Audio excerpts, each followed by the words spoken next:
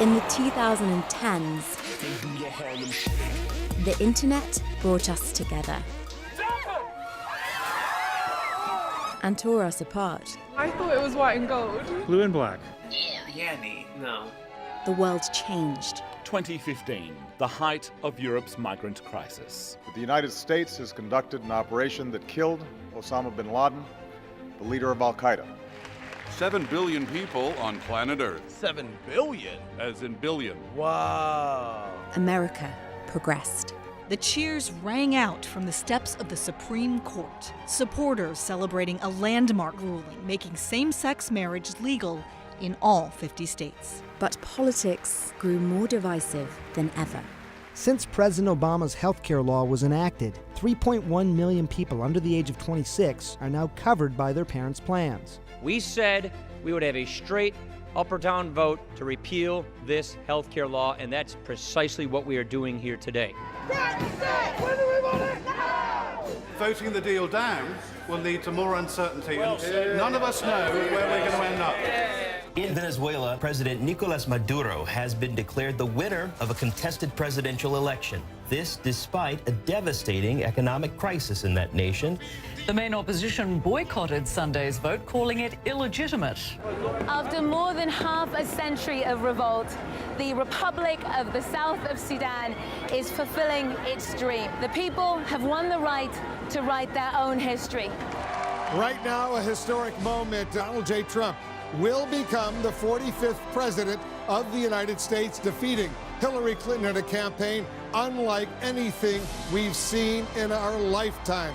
No collusion. No collusion. There was no collusion with Russia. Special counsel Robert Mueller could not establish conspiracy between any members of the Trump team and Russia. If we had had confidence that the president clearly did not commit a crime, we would have said so. We did not, however, make a determination as to whether the president did commit a crime.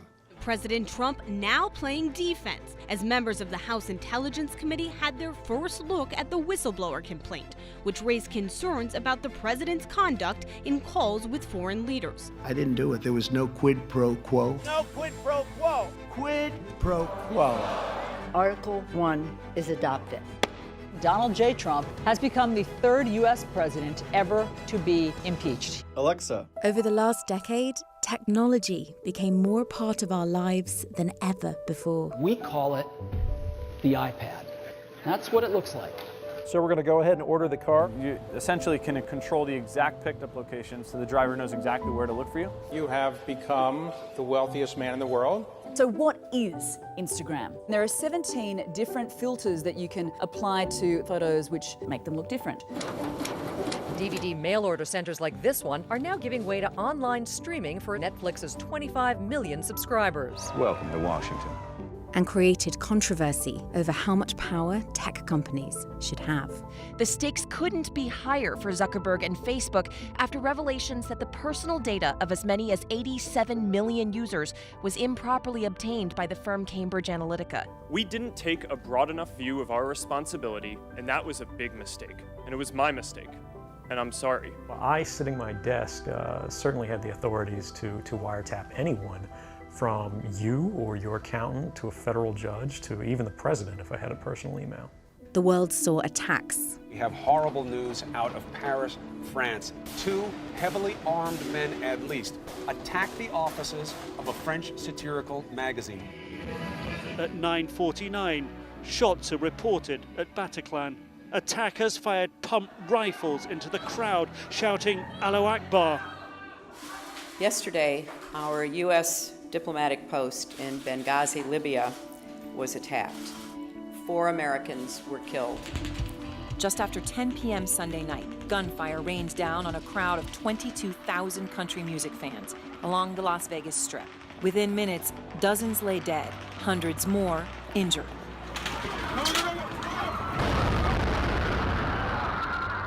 Wow, that was an intense explosion. And look at the reaction. Wow. That was one. That was one, We're yeah. saying there were 2. 6-7 Sandy Hook School. Caller is indicating she thinks there's someone shooting in the building. The majority of those who died today were children. Beautiful little kids between the ages of 5 and 10 years old.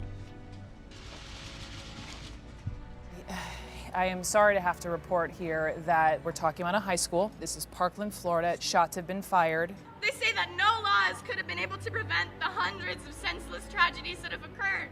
We call BS! That us kids don't know what we're talking about, that we're too young to understand how the government works. We call BS! The world saw disasters. In Port-au-Prince, Haiti, the epicenter of this horrible earthquake which has struck here more than 24 hours ago. Wherever you are watching this broadcast throughout the world, I hope you can hug a loved one close and thank God that you are not in Port-au-Prince tonight. We have breaking news right now. Malaysia Airlines confirms it has lost contact with a plane carrying 227 passengers and 12 crew members. We wasted over a week searching in areas that had nothing to do with the aircraft's location. It began with a powerful explosion less than 24 hours ago. A column of flames shooting into the night sky over the Gulf of Mexico. Gushing out of control, spewing as much as 40,000 barrels of crude a day. That's the latest estimate from researchers, and it's twice the amount of previous estimates for the Gulf of Mexico oil disaster. A 7.9 earthquake in Japan, a powerful quake. And we know at this point that a tsunami warning has been issued covering Japan, Papua New Guinea. Meanwhile, Japanese news media report that radiation may have seeped out of a nuclear reactor about 160 miles north of Tokyo. Sandy moved from hurricane to superstorm, living up to the new name. Hundreds, if not thousands of people have been evacuated throughout the day. Puerto Rico was absolutely obliterated. Their electrical grid is destroyed. Officials warn it could be months before electricity is restored. People fought for what they believed in. An unarmed African-American teenager shot dead by a white police officer, dividing the city of Ferguson. This tear gas just dropped right near us. It's going to get very bad here if we don't have masks. We, the jury, find George Zimmerman not guilty. Black lives matter! No justice! No peace! Full street! Our street! Full street! Our street! Banks got bailed out! We got sold out! We are 99%! This is what the country looks like! Enough is enough! Enough is enough! February 11th, 2011. Egyptians are celebrating across the country. After 18 days of intense protests, President Mubarak has stepped aside. Here in Hong Kong, massive crowds have been marching through the city streets. Standing up to the city authorities and, by extension, standing up to one-party rule on mainland China. The Harvey Weinstein case inspiring a movement on Twitter, right? Me Too, as a reply to this tweet. Tens of thousands of women and men responded. I am here to tell you that I will not rest until every last trace of your influence on this sport has been destroyed, like the cancer it is. Finally, Bill Cosby has been unmasked, and we have seen the real man as he is headed off to prison. Thousands marched on Parliament, many of them children. The message, it's time today's current leaders took stock of the environmental legacy they're leaving behind. People are suffering. People are dying. We are in the beginning of a mass extinction, and all you can talk about is money and fairy tales of eternal economic growth. How dare you? But as the decade wraps up, we like to remember the moments we celebrated together. Jubilant Cubs fans celebrate the moment they've been waiting for. Celebrations 108 years in the making as Chicago emerges victorious from World Series 2016. The path of totality is tracing a 70-mile wide ribbon from sea to shining sea, from Oregon to South Carolina. It's the Great American Eclipse.